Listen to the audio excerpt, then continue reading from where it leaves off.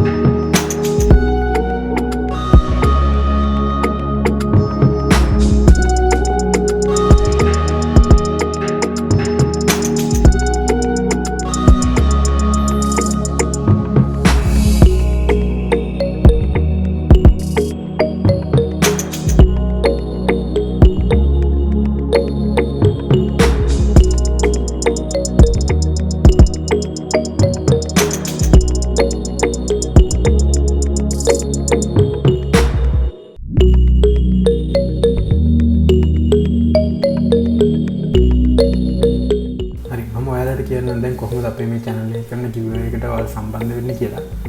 ඔයාලට කරන්න තියෙන්නේ අපේ channel එක subscribe කරලා වීඩියෝ එකට like එකක් දාලා comment එකක් දාන්න.